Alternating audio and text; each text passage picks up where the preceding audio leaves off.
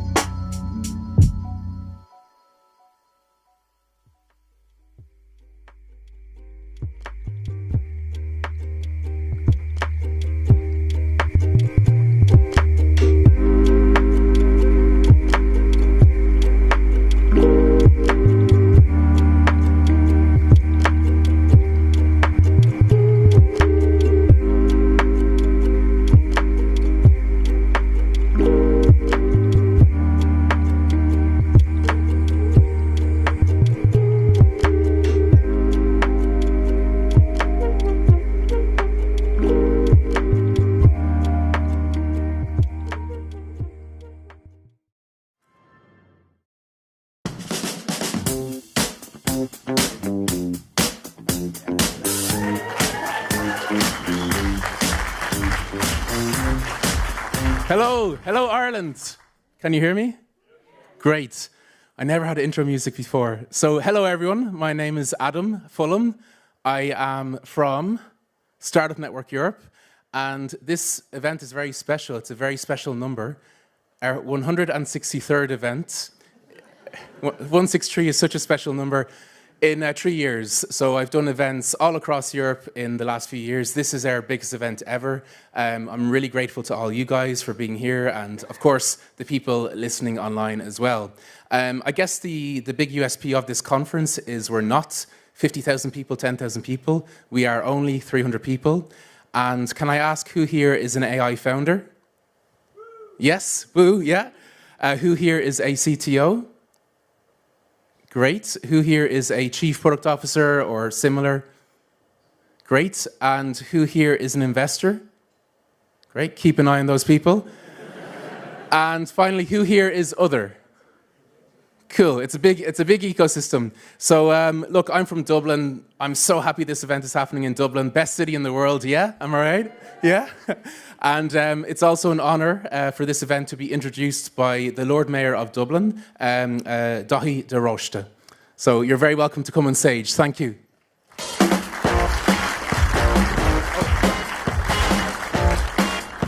Well, Geevar Modgin agus ar dúspóir gur míle mágaí a sucht an cura bheith live ar Modgin ag an códáil seo.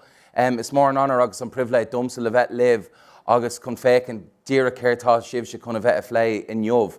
So that's Irish. And for all those faces in the audience that are looking at me quizzically, it just says, thank you very much for the invite to be here with you to open the European AI conference here this morning. It really is a huge honour and privilege for me to be here with you all and to see such a wealth of knowledge and in the room in terms of CTOs, CPOs, founders, the important investors, all that kind of lovely good stuff. It really is brilliant to see, and it's great for Dublin to have you all here.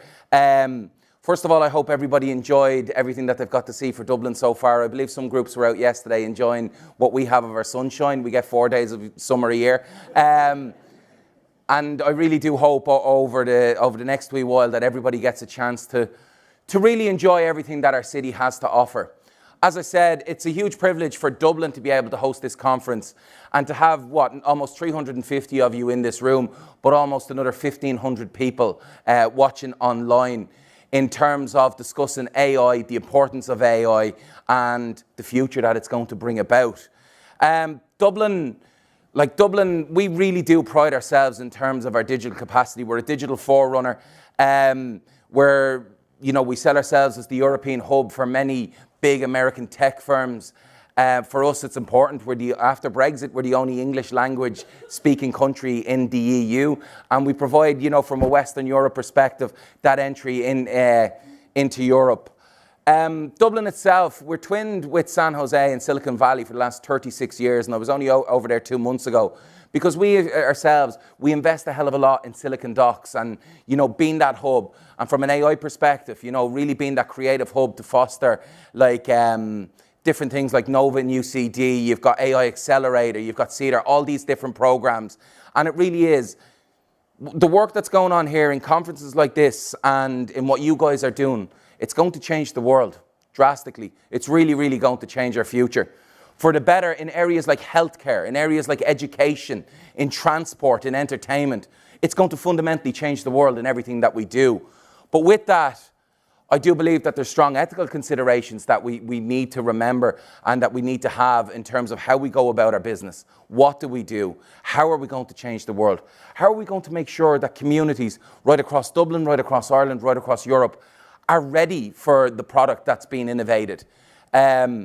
If we look over the last decade in terms of where we've come and where we're going, some of the open access AI stuff has changed people's lives already. As a politician, I do have real worries about AI as well. And it's not to talk it down, but when we can see how speech can be manipulated, how video can be manipulated, I do think that there is very, very strong ethical considerations in terms of what we do, particularly around our communities and in the lead up to elections. And it's great to come out a week later to say that something's fake, but sometimes when the damage is done, it's already out there. But as I said, that's the small negative, or that's the small considerations. As part of my day job before I became the mayor of Dublin, I work in healthcare, and to see what AI is going to do around precision medicine and transforming healthcare, transforming how we go about living our lives, I think the future is boundless, it's endless, and I really, really do think it's going to have massive, massive benefits for communities right across the world. The same in terms of, we recently had a massive conference around transport here, and talking about how AI can benefit transport, talking about how it's going to benefit education. How is it going to get in there, and how is it going to help our communities right across our city, our country, and our world? So looking at what you're doing today, what I love is it's partnership. No one person or no one team, or nobody can just go it alone. It means the industry coming together, as I said, having such a wealth of knowledge and experience in this room here today, discussing how the future is going to come about, talking about the idea of partnership, of working together, of how we can create together a better world. That's so important. I know I started off speaking Irish, and if you forgive me, we'll just go there another little bit. There's an old Irish shanachal or proverb that says, "Is ar scaha céile a warrants na daoine." Directly translated, it means people live on each other's shields. What it really means is we rely on each other. So the people in this room will rely on each other to build that future that we talked about, but also the communities right across our cities, our countries, and Europe and internationally. They're going to rely on the products that you guys are doing. And I do say that, never lose sight of your potential customer or the potential people that are going to benefit for this, because they're the ones ultimately whose lives are going to be changed. I really do wish you well as part of this conference. It's amazing to see everybody in Dublin. I hope you get to explore everything that our city has to offer, more than just the pints of Guinness. There is a lot more in terms of arts and culture and all that lovely stuff. So please do have a fantastic day, get involved, enjoy the discussion, the debate, the presentations. And I really do wish you well. Gura mila mila mahagi asuktan cora agus gwim got rahorv agus tasula gum galer gum winishif tantna vos an law. Gura mila mila mahagi.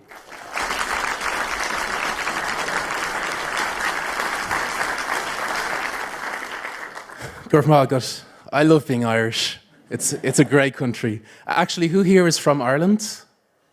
Yes, and who is not from Ireland? Yeah, we should do that too. Brilliant, so it's 50-50, it's a good mix. Quick thing, everyone, there's a lot of people standing at the back. Come down, there's a lot of seats. Let's pack the place, you're very welcome.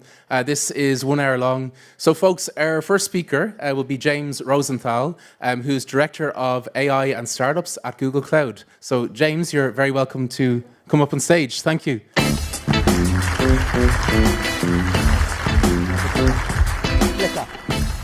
Clicker. We'll edit that out. No, it's too late.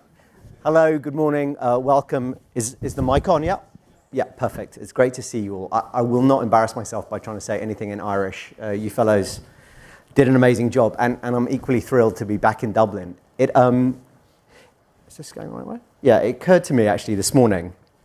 Sorry, let me just get to the right slide. Not that one again. That I've been at Google for almost 17 years. I know it's very scary, it ages me terribly. But I remember being on the other side of the road, or maybe it's on this side of the road, it's almost 17 years ago. We had our first welcome session. It was John Herlihy, who at the time was running all of our operations here in Ireland and for Europe. And he actually put this quote up about the pace of change never being as fast as it was back in 2007, 2008. And yet it will never be this slow again. And it feels like we're at the same kind of inflection point.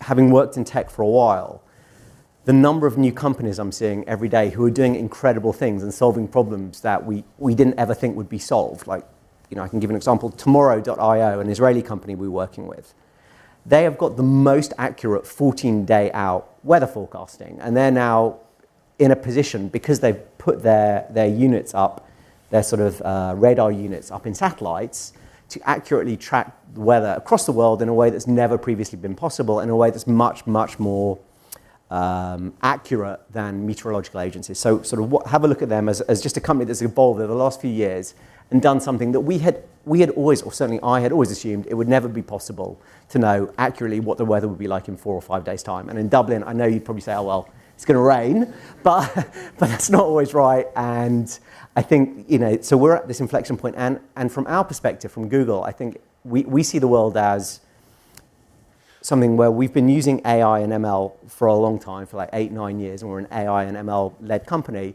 But our job is to bring this technology to all of you and to all of your customers to make sure that we're powering your businesses. So what I'm going to talk about for the next few minutes is kind of how we see the world, how we see things moving forwards, and where we think we can be useful. I think there'll be a session afterwards where you can ask us all questions, so any questions, hold them. I don't think anyone would deny that the pace of change is unreal, and you only have to look at the funding that's around for any company that seems to have added like AI to their name or to their URL, and they seem to be like 10x the amount of money they're able to raise. Just as an aside, one of the things I thought was encouraging was when, I think it was Adam asked how many investors there are in the room, or a number. So I think, we know now there's money in the room. So all of you who do have startups, this is like a target-rich environment to start pitching, link up with people, look for those investors and tell them, give them your pitch. I'm not going to try and explain. I think you'll probably know as much or more about Gen AI than me, and there will be other sessions where we go through it. But what I do know, and sort of the best explanation I've heard as to what makes Gen AI interesting, different, is that it is able in many respects to work in the same way that our brains do, or come up with things that are novel, that it hasn't been trained or taught necessarily to do beyond a certain level. And I think that's what's really exciting, and that's the way in which it will help to solve problems that we previously, like the weather example at tomorrow.io, thought were insurmountable. All of the normal kind of things that we've done in the first sort of generation, many of which you're already using, will carry on. Things like, close to our heart, like ad optimization. It's all good. Fraud prevention, fraud detection. But then we get the much, much, much deeper levels of this that once you've started setting up and running your systems, you will find all of these use cases become much, much, much easier for you to use and available. We're a long way away, I think, from artificial general intelligence, and lots of scare stories. Lots of people are worried about the computers taking over. I think we're a really, really long way away from that. Again, we can talk about it on the panel. You can talk about it during your panels today. I think what I do know, though, is that we need sort of to sort of move forward into building the applications. As you can see from the graph on the right-hand side, yeah, you got it. Most of the money in this space is going into the hardware and the GPUs, the TPUs, the processors that are doing this work. More and more is starting going into applications. I think what I hear from lots of the enterprises we speak to is that they're desperate to bring Gen AI solutions into their businesses. This is banks, this is healthcare, retail, and they're struggling to figure out, like, how can they find a solution that is not going to break everything, things they can just run in isolation that solves a problem that they currently have, and they will solve that problem more efficiently. If you look at most of the Fortune 500 companies, they now have like Gen AI somewhere in their shareholder notes, their mission statements for the next couple of years. And I think it's a great opportunity. If you have a solution that can work in a relatively standalone way, that can go and solve a problem for them, you can go on that journey together. They'll sort of tick that box for their shareholders, and you'll get sales, you'll get revenues coming in. There are a number of companies that we're working with already, particularly in Europe, that I just wanted to highlight. Again, lots of them are using Gen AI, be it, say, Klarna or ABN AMRO, Swedbank, to solve problems they previously either found labor-intensive, very expensive to resolve, or required lots and lots of different bits of software or platforms to be patched together. And in this way, they've been able to use Gen AI to solve those problems in a much more holistic way, get good results, and improve things, and be able to track and measure and continue to improve. The only reason I present this, I think, to my earlier point, like most of the investment we continue to see and most of the use cases seem to be around chatbots, or the evolution of chatbots, customer service. You go to someone's website, whatever, or insurance company, and they take you through the process in a way that's done through a Gen AI agent, which is great. I think there are so many things that have yet to be touched because companies remain, I think rightly, somewhat resistant to going all in. But I think, again, find those use cases. I'll go back to tomorrow.io. I'm not a shareholder, by the way. I don't have any vested interest. But they are now selling their solutions to NFL, for example. Right? So it costs fortunes if games are postponed because of bad weather. American football games, they have those kind of deals in place. They have the deals in place with transport companies so they can help with logistics. Find a problem that any enterprise, big or small, is struggling with, and if you can get your solution in there and it uses Gen AI, I think you sort of have the green light to go fast and go far. Just a very quick one about our position. We tend to work on our cloud side with, it's actually gone up, I think, now to about 80% of the Gen AI unicorns are working on our platforms. And the reason we believe we're a platform of choice is because, as I said at the beginning, we're Gen AI and machine learning from the beginning. We use exactly the same systems on our products that we make available to our Gen AI and AI partners. So, knowing that, search doesn't go down, YouTube doesn't go down, Maps doesn't go down, and is using all of the best data and analytics tools is very comforting. I'm fortunate to have worked with a lot of the biggest companies now in Europe who have gone through huge raises. You will have heard of like Mistral, Holistic, AI21. And I think what they like about working with us is we bring our sort of engineering and our developer mindset to founders because we love solving the problems they're trying to solve and you're trying to solve. So when you are setting things up, be in touch with us. Let us know how we can help. We really, really like help solving these problems with you. Just as a very brief wrap up, we're here. You'll have the details of Tom and Laura after this session. Get in touch. We can help you, I think, at all stages. And we believe our approach is different because as I say, we see ourselves, I think to your point, as being partners on this journey. We're definitely not competing with you. We want to power your engines in the same way we powered lots and lots of companies' growth through search and YouTube and what have you. One final thing that I wanted you to leave with is that we're running an amazing free course that's available to all of you by a video course which will start again on the 21st of May. It's a startup school and it's talking about building AI agents. It's six 1-hour courses over the space of 6 weeks. You dial in by video or you can watch after the event. And it will teach you how to set up or build Gen AI agents, what's right, what's wrong. It isn't exclusively to do with our platforms at all. This will work across whichever platforms you're using, but hopefully you'll find it useful. So on that note, have a brilliant day. Learn as much as possible. Please ask us as many questions as possible. And we're really grateful for you being here. Thank you.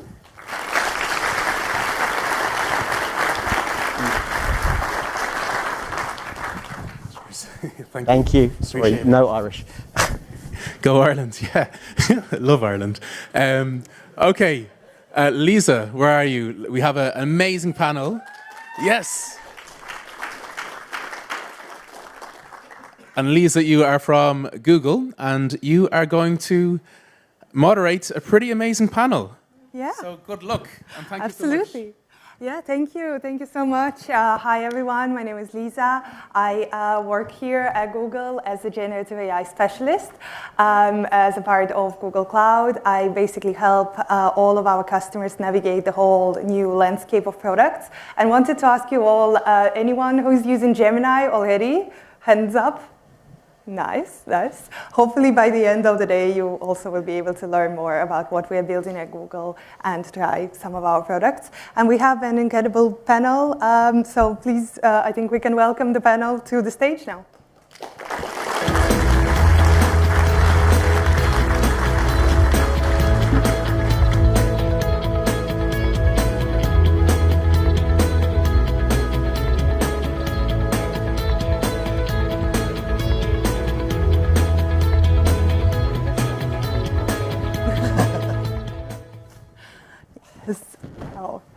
Amazing to see like the whole ecosystem here. We have founders in the panel, we have investors, we have Googlers as well. So maybe we can start with a quick introduction, James, with you, and then the rest, and then we will go to some of our exciting AI questions.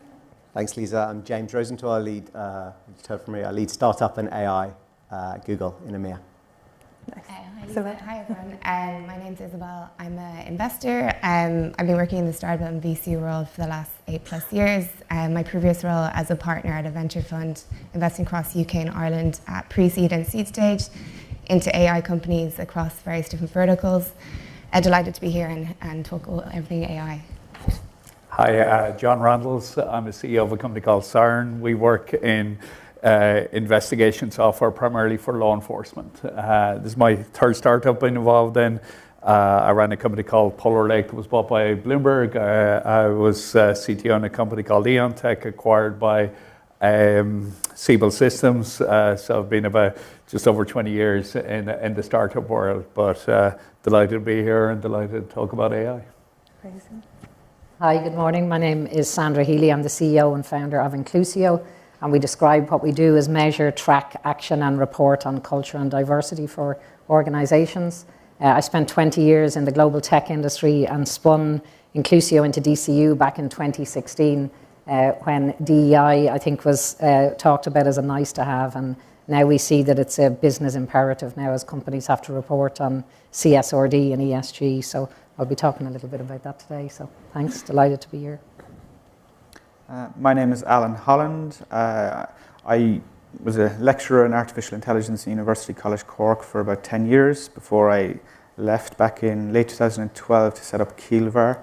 Keelvar is a software company. It's B2B enterprise software for procurement teams running large and complex negotiations, in sourcing everything from ocean freight to data centers or electronic components. And we're based in Cork, but we have a global footprint now. I'm Ronan Murphy. I'm the founder of Smarter 247, which is a publicly listed cybersecurity company operating globally, and Getvisibility, which is an AI company servicing over 1,000 customers in over 40 different countries. Perfect. So excited to have you all here, and I think we can start with our questions around the talent pool, because I think everyone agrees that talent is key right now in this age of AI. So wanted to hear your opinion, and maybe starting with James, from your unique perspective from Google, how do you think European startups can compete for the talent, especially when they go against the tech giants, and how can they acquire the AI talent? Thank you. I think it's a really good question. And actually, I feel really bullish about the European scene. I mean, every day I meet 3, 4, 5 great startups, many of which are, are sort of attacking problems with Gen AI. Predominantly, I'm seeing the talent pools as being Dublin, London, Paris, Zurich, maybe a little bit Amsterdam, a little bit, and Tel Aviv. And I think whilst there's competition for good people, you have to, we'll end up paying for good people. There's no lack of talent because, you're getting folks who are just coming out of universities, I guess, like, what Alan was doing, who are brilliant machine learning experts or AI experts, research scientists, who want to stay in their own countries. And furthermore, I think they see Google's, Microsoft's, whatever, it's a bit slow, and it's probably a fair reflection that, again, in my experience, they want to be working in startups where there's an opportunity to really grow quickly, have the opportunity of exits, which are really not possible here. So whilst, I don't know, I'm interested in what everyone else says, I think whilst it might not be cheap to get great people, I don't think that there's a lack of brilliant people in Europe who are amazing at this. And I mean, even, you go, Poland, Ukraine, that there are just so many people who are incredible, who've come out of the hacker world or whatever, all of these kind of worlds who are brilliantly ready to do this. And so that's why there are so many great Gen AI companies in EMEA that are raising at huge sums, and they are all founded and staffed locally. Yeah, definitely. And I think Mistral was one of the great examples that you mentioned on the screen, like raising with a very short period of time and like being one of the European startups to show. Maybe Isabelle, from your investor perspective, how do you see the talent acquisition when you are investing in companies? How important talent is for you? Yeah, well, I largely agree with all of James's points. So I guess talent acquisition for startups is always hard. Startups are funded usually by VCs if they're on that journey, and that is used to pay for talent. And people come on a journey when they join a startup. They're not necessarily coming on for the salary, so it is largely about the vision. So talent acquisition has always been hard. I think what's really interesting about the AI space, and particularly the focus on Europe, is the infrastructure in Europe is very well set up for academia, people spinning out with PhDs who have spent a long time researching really core elements of AI. And now what AI has enabled is people being able to start startups around that because it's easier to start a startup. So I think that has largely brought a lot of the focus to Europe. I think there's huge amount of investment going into AI, and in Europe you're seeing Cohere and Anthropic and some of these companies locate in Europe for talent. And even like, look, OpenAI opening in London last year, Dublin, and I think their VP of talent has said like they will continue to expand into Europe, into other countries, and largely they're chasing the talent. So I think all of these ingredients really add up to kind of really propping up the European ecosystem. I think on the question around big tech, talent acquisition versus startup acquisition for talent, I think, again, to James's point, like people within big tech actually want to go out and maybe see the impact they might have on a smaller business. I think you're seeing a lot of that, like obviously DeepMind have seen people leave and go and do other things, and I think we're going to see a lot more of that. So I think it's really kind of, the playing field is open, and I think it's a really good thing. Mm-hmm. No, I'm definitely so excited to see the European ecosystem, and then all these companies coming to Dublin as well firsthand. So an exciting place to be in. But maybe now shifting to the founder perspective, for you, John, Sandra, what would you say?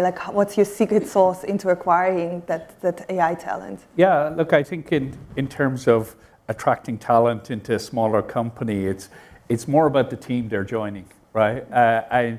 Smart people want to work with smart people. That's their number one criteria almost. There's a lot of other things that are important, but that's probably the most important thing. Do they enjoy the work experience? And are they, say for example, our company was started by 2 PhD postdoctoral researchers. So we've got an awful lot of PhDs because they like working with their peers. And in that way, you attract smart people. But I think another even more important thing is, what mission are you on?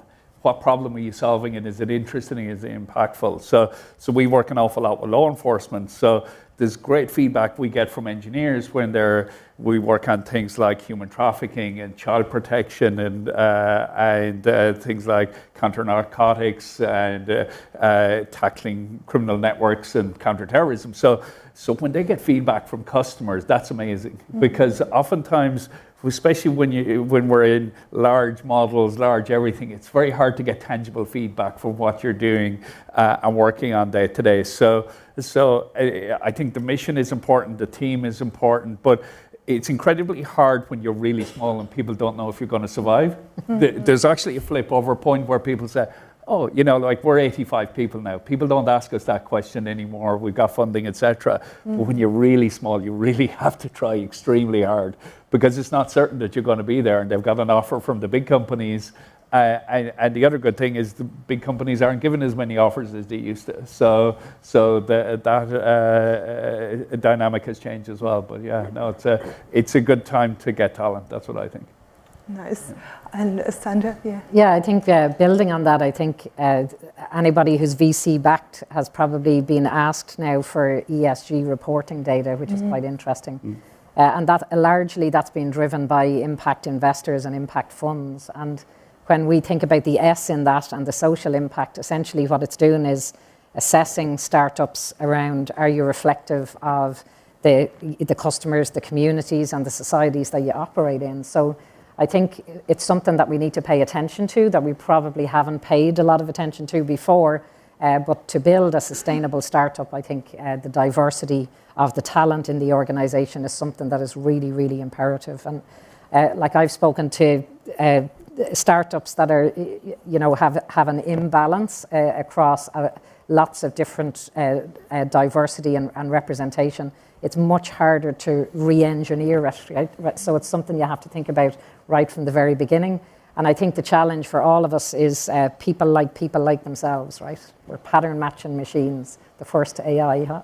And that's who we are as people. So we have to think about that, and when you're in a startup, quite often you reach out to your network and you're bringing people into the startup that are very similar to yourself.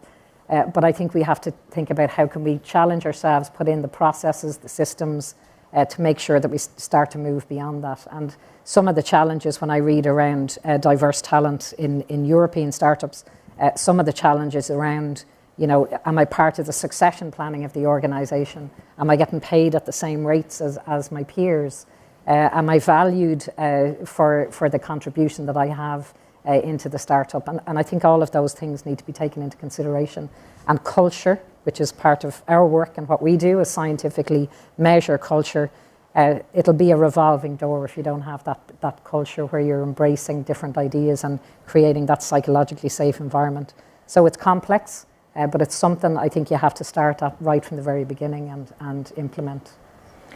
Definitely, and I also see a lot of culture first companies now. I feel like with younger generation it resonates so well, and they keep saying that the purpose is key for them. So I think that's exactly what you're building, and amazing to see how you started so many years ago, and now it's actually becoming such a huge topic. We will probably shift a little bit into the AI ethics and responsible AI. It's everywhere. I think at Google we talk about it all the time, making sure that the products are built responsibly. So maybe to Alan and Ronan, wanted to hear your approach on AI ethics, responsible AI. Maybe how do you see regulations in this space stepping in, advice to the startups, how to maintain this? I think this is an increasingly important area where vendors like ourselves who are embedding intelligent systems in the software need to be conscious of their obligations to support ethical behaviors. So it depends on what domain you're working within. And in our case, it's for procurement professionals.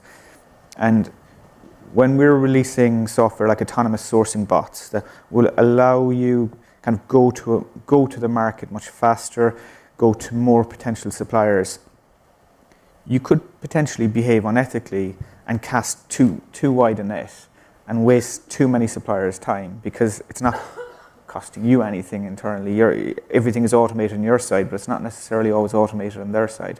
So we have to impose controls in our domain that are somewhat domain specific, but also discuss with customers the need for ethical behavior and why certain controls are imposed. There's no regulatory frameworks for controlling that. Instead, it's very hard for any regulators to try and control every application in every domain. So yes, there's a degree of responsibility required for vendors to do what's right within their own domain and discuss with their customers what's appropriate and fair as well. Mm-hmm. Yeah, and agree, and Ronan? Yeah, so it's a very broad question, right? And I guess our audience today are startups, so I guess I'll talk to my view on this from a startup perspective. I sit on the Irish government's AI Advisory Council, and a lot of the discussion in that council is around, proposed regulation of AI and different aspects of how the European Union and governments can control AI. And my view is firmly that regulating AI is a bad thing to do. I don't believe, like James' slide at the start showed, technology will never move this slow again. And governments typically move very slow. And by the time that they build regulations and try and apply it to AI, it has moved. The goalposts have moved. And therefore, I think that's an issue. Although there is specific areas on the use of AI, specifically, let's say, things like facial recognition in law enforcement, where definitely from an individual governmental perspective, regulatory frameworks do have to be considered. But I think regulating AI is a mistake. You guys, everybody in this room, you move at lightning pace, you're risk takers, you're trying to innovate, you're trying to push the boundaries, and history will show us that where you apply heavy regulation, in many cases it's regulatory capture, where there's only a handful of companies who can really excel, typically big tech, and they capture that market, and then you just become a subset of what they do. So from my perspective, regulation is not a great idea. I think when we talk about ethics and bias and all that good stuff, firstly and foremost, eliminating bias in AI is a pipe dream. It is not possible. Bias means different things to different people. If you're left-leaning, you've got a specific bias. If you're right-leaning, you have another bias. If you're in the centre, you have another bias. And that bias is interpreted by the types of data which you train the different models on and the people that are responsible for building those models. You can, I believe, have a specific ethical standard that you apply to that, obviously, but depending then on what the AI is used for, whether it's customer facing or end user facing, or if it's an internal initiative within your organization, like James spoke about, a lot of big companies now are using generative AI initiatives for what they want, but they'll have their own specific requirements on what they consider bias or ethics or, relating to specific initiatives. So I think it's a very, very complicated area. And I think depending on whether it's a narrow AI initiative or it's a large language model, there's much different questions that the likes of Google and Meta and OpenAI and Microsoft have to answer, as opposed to maybe what a lot of startups will have to look at in that regard. Mm-hmm. No, and I see like the combination of these 2 points, that full regulation of AI will probably slow the progress, but on the other hand, it's very important for companies themselves to be responsible, to make sure that they're maintaining the promises to their customers. And maybe, Alan, back to you, given your educational background, because what I hear a little bit from like the companies that I speak with, that they're a little bit that they're afraid of the black box that AI is, like of that black box nature. They're concerned, they don't know what's happening. So how would you say you're balancing in between having your solution explainable to others, but still keeping it like it's a complicated technology? Yeah, this has been a challenge for AI researchers for a long time, and it's one that's still largely unsolved. And if you look at, there are many subfields within AI, and within narrow AI or the traditional AI sphere, there's been, I suppose, a longer history of research on topics around explainability, and there are more things you can do to provide concise explanations. And this is kind of what gets to the heart of what people are seeking, and what is often left unsaid is that people want a concise explanation. AI can often provide an explanation, but it's so lengthy and grows exponentially that that's not what someone's looking for. Despite it being an accurate explanation, that's no use to someone if it's 1,000 pages long. Now, there are systems, like let's say on occasions where your credit card gets refused, or there's usually AI in the background. There may be a decision tree of some kind that's caused a decision in an automated system to say, no, don't permit this transaction. You can try and explain that, but it could be a multiplicity of factors. So what you can then move towards is, okay, well, can we weight the explanation, make it more concise so that it says, well, the transaction is over $1,000, or you are in this location where fraud levels have been higher and there's a reduced threshold for this. But you kind of go down a rabbit hole, because it's usually there's a dozen different factors, and people want a short explanation. So you give them the top 2, but that's not enough. I need more. I need more information. So I think that consumers in general are going to learn to have to accept, and particularly in kind of the Gen AI sphere, it's, if you have an image that's generated, if you seek an explanation for why it's such an image, well, Stable Diffusion doesn't lend itself to explaining in a concise manner how it came up with a certain image, and you're just going to have to accept that it's not easily explainable. Yeah, definitely. I would love to see in the future how the companies are balancing that, the ease of usage of the technology, so that customers are not scared, because that's what I see sometimes within Google, that if they don't understand, they don't want to use it, but in the same time use the most powerful technology that's in the market. We will probably go into the collaboration piece, because I think here we have such an amazing AI ecosystem. We saw previously that we have founders, investors, we have others. So maybe wanted to hear your opinion on collaboration. Again, James, starting with you, how do you see Google's collaborations with startups and overall collaboration in the ecosystem? Yeah, thanks, Lisa. I think, as actually everyone sort of mentioned, this space lends itself to collaborating. It's new. People are trying to do things that haven't been done before. And as a result, you want to work with people who are smart peers. They may be in startups. They may be in one of the big tech companies. They're definitely in the VC firms we work with who've got huge amounts of experience of bringing things to market. So I feel this lends itself perfectly. The companies that I'm working with, I mean, as I said, I just keep seeing them. So I think for all of you in the audience, get your pitches out there and raise money now. Like I just met 4 guys in London who raised $11 million pre-seed. 2 of them from Cohere and Shopify and stuff. And what they're trying to solve is smart. It's like an instant messaging agent. I think they come to us because they want help integrating it into Workspace, which makes perfect sense. They don't want it just to be for Slack. And they need compute power. Just sort of talk to the community. It doesn't actually seem, it seems less competitive in some respects because there's just so much. I don't want to go crazy, but there's a lot of money around and there's so much appetite for people to be involved in this. Anyway. Yeah, and I think also your VC money goes a bit further. Yeah, that's true. But yeah, I think the collaboration piece is really important. Like Google obviously do a huge amount of work with startups, and investors love their startups having packages where it increases the value without increasing the money spent. So I think all of that collaboration is huge. And I think as an investor working with your portfolio in the last 18 months, what you have done is even if it's not an AI first company, going in and seeing what areas can you use AI to increase productivity, to reduce kind of work that's spent on tasks that aren't actually adding value. So I think that all of these tools are really kind of pushing the needle there. I think within the VC industry itself, there's a lot of use of AI now, and it's kind of been happening for the last 5 years where you've seen VCs more focused on data as a means to sourcing deals.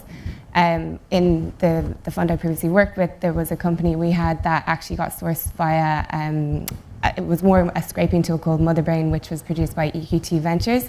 That was probably the first iteration of what you might see now as a proprietary AI engine for going out and sourcing deal flow. So there's a few well-known funds that are doing it in the market now, such as Early Bird, Moonfire, and Social Capital. And really what that means is, it does also kind of, to your point, Sandra, earlier, it also kind of reduces some of the biases around selection, because they're literally going out and using algorithms to source the deals, bring them in, make the investor's life a bit easier in terms of like sourcing through those deals and kind of finding the best companies as well.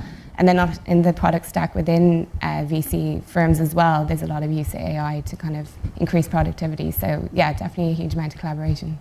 Yeah, as well, actually, a very interesting point on you asking the companies how they're using AI. Would you say, again, given the amount of founders we have, would you say that your recommendation is to have it as a part of the pitch, as a part of the explanation, even if it's not like core of the product, but just how they use it for their productivity? Yeah, I think like obviously we're seeing a lot of AI washing, so there's a lot of companies being they're AI companies, and when you go under the hood, not necessarily. So it's hard to avoid it, given to James's point, like if you can raise money on a pre-seed deck. So that is happening inevitably, but I think definitely getting founders to look across how they're building, what they're building. Are there any tools they can kind of buy off the shelf that kind of help, not necessarily like to be the core of the proprietary solution, but what elements can they actually not cut corners, but save time on building that might help. And as I said, if they're not AI first, what can they actually use within the space? And then maybe they probably will put AI on their deck. Yeah, thank you. And maybe to the founders, like how do you see the collaboration in the space? Do you see the AI space as collaborative, or do you see it more as a competition now, maybe for you? Yeah, I think it's very collaborative. Well, collaboration is essential because no startup can build the infrastructure themselves. You know, the LLMs are too expensive. You know, we need to work with big tech, right? That's a given to start with. I think what people often forget about is collaborating with your customers, right? Because we can love the technology, love all the things we're building, but sometimes we can overlook at what pace can the customer adopt this technology and what do they need. Like an example I was with a very big police force in the US, and I mentioned ChatGPT and I was nearly thrown out of the room, right? because the thing they're afraid of when people use it for a search, you know, that they hallucinate, right? And, you know, they can't depend on something that makes up its own mind in a non-auditable way. But what we're working with them and a whole range of law enforcement customers is what is safe adoption at this point, right? You know, and what we're working on things where there's very, very low risk, where you've got things like, say, a knowledge graph of, here's a criminal network, and generate a report from that. And that's a very safe thing that they're very comfortable with, because the chances of hallucinations are just zero at that point. Whereas at the front end, if you asked it, tell me who committed this crime, well, they could, be inspired by books. So that's the kind of interesting thing, I think, is how do you collaborate with customers to see what they're comfortable adopting as well. Exactly, and it reminds me of Alan's point again about having like a very easily explainable solution where they can take it and go from it. Any other comments from the founders? Yeah, from our perspective, we worked with Professor Alan Smeaton in the Adapt Centre in DCU. And at the time, just back to the point where Ronan was talking about regulation, and what we did was applied the only principles that were out at the time. The Australian government had published some principles around ethical AI and how do you apply that into your technology. And so we worked with Professor Alan Smeaton, building and testing the algorithms to make sure that we didn't build bias as much as we possibly not build bias into our machine. A lot of our collaborations now are with academic institutions across the globe. So we have some papers coming out later this year where we've collaborated with Ulster University and Stanford University around some of the insights that we're finding around people in work. And I think one of the concepts I absolutely love is the concept around digital twins, right? Because we're capturing, we take in data from the organization, we audit it, we complete it with the missing data from the voices of people in work. So we've grown and are growing a huge comprehensive data set around demographics and culture, and being able to develop a digital twin around that. Maybe I'll speak to Google about that. I think that would be brilliant, because you're able to predict then what's coming, if these are the conditions of the culture, what's the likely outcome for the organization around that. So I think it's a very exciting time, and absolutely collaboration, I think, is required to advance. Yeah, we do work with a couple of companies building digital twins, but I would say they're more on the physical side. Yeah. Building a digital twin for culture is incredible. Brilliant. Definitely, let's talk about it afterwards, how we can help from the Google side. Yes. I feel that, I suppose, for all the startups in the room here today, we are in a new age of startup creation for two reasons. First of all, intelligent systems is adding more value. But secondly, collaboration is becoming easier between startups. So with RESTful APIs, you'll be able to hook up your system into other applications from other startups. And what enterprises, if you're selling to enterprises, as in our case, there's a massive trend we see in procurement and supply chain and in our arena, but it's across many other domains, where enterprises are very unhappy with some of the older legacy suites applications, where something they've bought that's, some big software vendor has acquired half a dozen or a dozen applications over 20 years, and they don't fit well together. What they're doing is they're starting to switch off those suites, and they're starting to piece together their own custom suite by selecting best-of-breed vendors. And if you're able to integrate with other applications, all the biggest enterprises in the world, that's what they're looking for.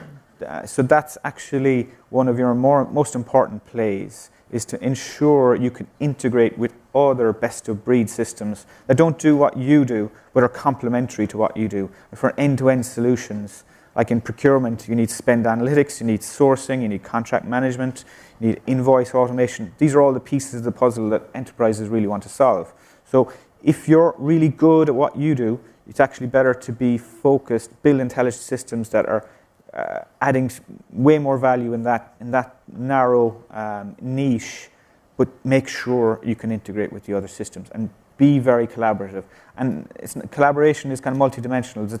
Everyone, startups, and we were guilty of that, just thinking in terms of kind of a product-centric view, and you're engineers and builders, and you just want to integrate with the other systems. But you actually need to have marketing partnerships where you go to each other's events. And what you find is that you don't need to spend 50 or 100K at some of the the big conferences anymore. Like everyone, all the best of breeds going to each other's events, not charging each other, but they're all giving each other access to each other's customers. That's actually what the enterprises are looking for. And they want to cut out the middleman, talk directly to the innovators in the space. So it's a huge phenomenon that's occurring mainly in the last 3-4 years. Yeah. No, and I think forums like this is exactly where you can foster that collaboration, exchange your suggestions on how to sell to enterprise customers and collaborate with each other. So, Ronan, your remark? Yeah, look, I've just come back from an event in San Francisco where we had a whole pile of buyers from very large organizations, and one of the meetings that stuck in the back of my mind was I think they're the world's second or third largest luxury goods retailer. So everything from shoes to watches and so forth. But there's a blanket ban on AI. We're not using it, it's not coming in, whether it's internal or external facing AI, because our founder and our CEO is terrified. He's terrified that the designs for their watches might get stolen or that it might be used in some other nefarious ways.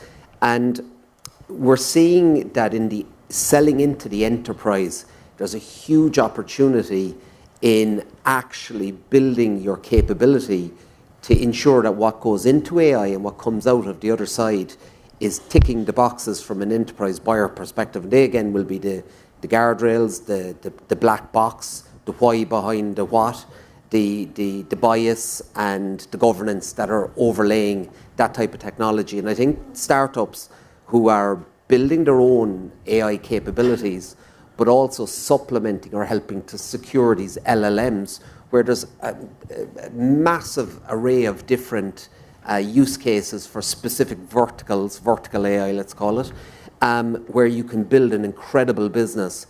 I think that ticking that box is really, really important, because when the rubber hits the road and organizations want to start implementing these technologies, the ability to assess the risk across those 4 areas from an enterprise buying perspective becomes super, super important. And funnily enough, we never anticipated that securing Gen AI would become an important part of our business. It is now by far and away the fastest growing part of our business, where enterprises are coming in, they're saying, look, we're implementing Gen AI. We want to make sure that we can trust what's going in and what's coming out from an enterprise buyer perspective. So some really interesting use cases in that regard. Nice. Looking forward to see those. And we are actually coming by the end of the session. So within probably one sentence, what are you most excited about the industry coming in the future? Like one thing, that is the top for you.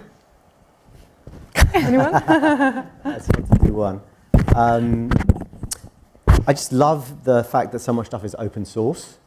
And all these models are open source, and it goes to the point, I didn't mention it earlier, I didn't think about it, but when we were talking about collaboration, that the community is helping build better and better things. I think that will continue, and that's like one of the best things that's come out of this revolution. Perfect. I think I've actually changed my mind over the last 18 months in terms of the application layer, because a lot of investors at the start were quite reticent about investing because OpenAI would do a day and startups will get wiped out. But more and more I'm seeing that when you have very specific domain data targeted at like a vertical, to what Ronan said earlier, there's a huge amount of value there, and I think that's actually where there will be a lot of more opportunities, and to James's point, like the open source aspect of that as well. So nice.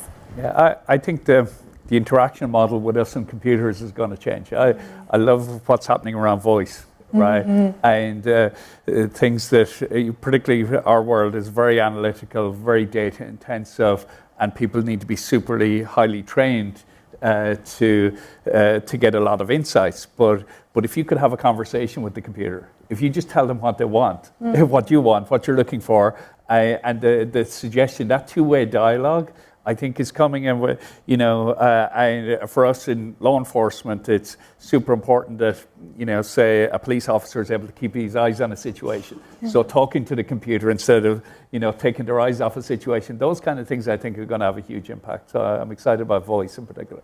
Definitely. Yeah, for me, I think it's about organizations starting to trust it and think about how can they adopt it and apply it.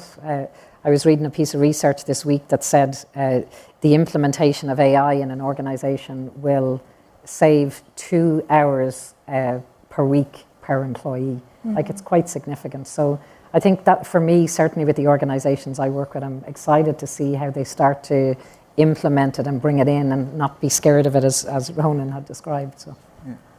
And I feel that AI is really helping enterprises kind of elevate work for their employees and take them out of really tactical stuff, right? That there's so many companies and so many ways where majority of the staff end up getting buried in spreadsheets and manipulating data that they shouldn't or don't need to do. So getting them out of that frustration, right, and making them feel like their work is more purposeful and strategic.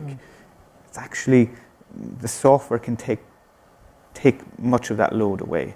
So that's actually making, I would say, your customers' work experience more enjoyable as well. I think, look, being in the Valley last week, seeing Waymo and the driverless cars, every second car is driverless, it just blows your mind, and it shows that vision is really transformative. It's mind-blowing, but not my industry, but I think where I'm most excited to see the evolution is in health, cancer, and probably climate. And I think what the breakthroughs that will be made there, hopefully for humanity, will be profound. Amazing. Thank you so much for such an inspiring panel. I hope everyone enjoyed it, and everyone online as well. So yeah, thank you for the speakers, and enjoy the rest of the conference for everyone else.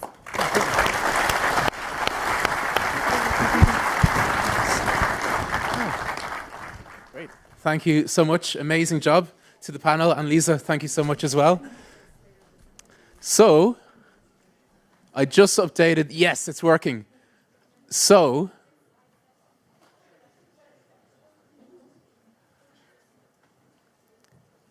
I wanted to say, unfortunately, we have a problem, a very serious problem. We have an app called Conversation Starter, and we set up 12 tables, and all the meetings were booked out. So I just spent the last half an hour going to a shop, buying numbers, and now we have more tables. So you can use the app. If you don't have the app already, just come to the reception. We can set you up. So it's just amazing that you guys have basically, booked the maximum number of meetings. And also, we are going straight to masterclasses now. So I'll try to explain this. Here, we will host the Dublin AI Conference 2024 in the auditorium. So that event will have 4 amazing speakers. Really, really founder focused. It's going to be a great panel. And that's in this room. We also have other rooms where we'll be hosting the Dublin AI Governance Conference. Sorry, I updated these like 2 minutes ago. You can turn off YouTube, okay? I'm embarrassed now. But we have 5 different masterclasses going on. One is called the Dublin Venture Capital Conference, so that one is just for VCs and angel investors and PE firms. We have one for CTOs, we have one for chief product officers, and we have 2 for startup founders. So let's go into the masterclasses. I think this is a small event. Let's make it even smaller. You can really get to know people over a few hours. And yeah, guys, thank you so much. Appreciate it.